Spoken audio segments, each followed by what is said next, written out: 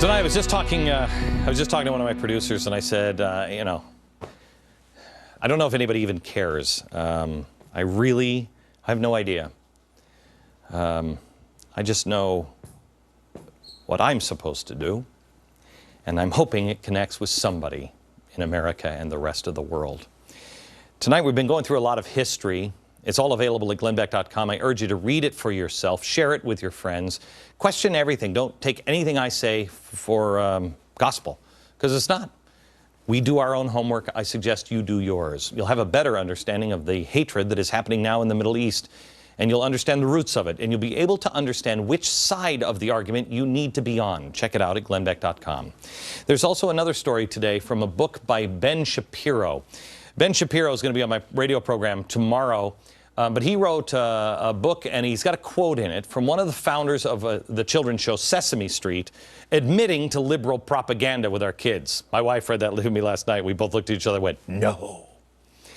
It's not much of a surprise to anybody who has seen the show, but here is the propaganda that the Muslim children in the Middle East are subject to. It's a little different. اليهود الوحشين يستعدوا ويخلوا الأطفال الصغيرين يعملوا حاجات وحشة كتير علشان يكرهوا الإسلام ويموتوا كل إخواتنا المسلمين هناك. كان في الخليقة من وحوش كاسرة، من طيور جارحة، من زواحف مؤذية، من حشرات ضارة، من ميكروبات فتاكة خطرها أدنى بكثير من خطر اليهود. صهيون في الأرض طاغي وضار، ولادي على الطامعين الطغاة، براكين توشك على الانفجار. ببینید در جنگ جهانی دوم خیلی کشته شدن. هدفی که استفاده میکنن این موضوع قدیمی و کهنه صهیونیسم و هولوکاست رو استفاده میکنن، این به ضرر خودشونه. It's unbelievable. This is what's on their television.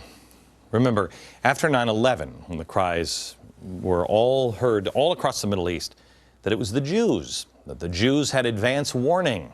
Ahmadinejad thinks this. He said, and I quote, no Zionists were killed in the World Trade Center because one day earlier they were all told not to go to their workplace. So, no Jews died, really? Yes, according to those in the Middle East, it was all just a Jewish conspiracy. Ahmadinejad also thinks there was a big Jewish conspiracy trying to cause war in the Middle East. He just warned about that just the other day. Just today, he reiterated his anti-Zionist beliefs, quote, today, we must see to it that Iran and Egypt are two developed, powerful countries, anti-arrogance and anti-Zionist. Remember when they made fun of me for saying that those two countries would ever come together and be like-minded. Well, if you know history, you know that that's not so crazy. They said it in the 1920s in Germany. Mein Kampf was published in 1925, and by 1945, 6 million Jews had been murdered. Because no one, they all say, everyone in Germany will say to you today, we didn't know. America, we won't have that excuse. You know. Your neighbors know.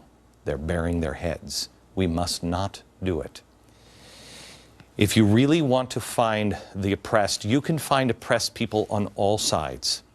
But if you look at the oppressed throughout history, if you want to really find a group of people that have been kicked out of every single country on earth and have never had a place to rest their head, take a look at this list again.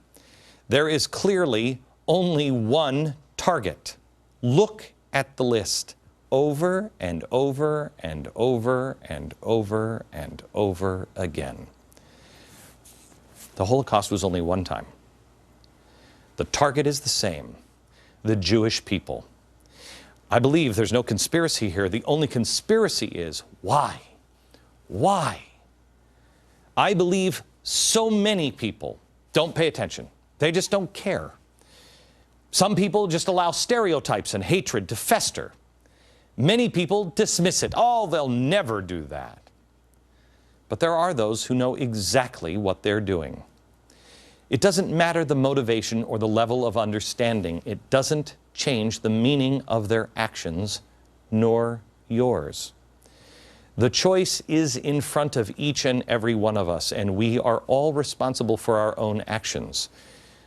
The choice is coming, and I believe it's here. We must choose. Are we going to be a force for good, or are we going to be a force for evil? And remember, to not speak is to speak. Not to act is to act. In a minute, I want to go back to the very beginning of this program. And I want to show you again what happened in 175 BC that is now happening in San Francisco. And an amazing coincidence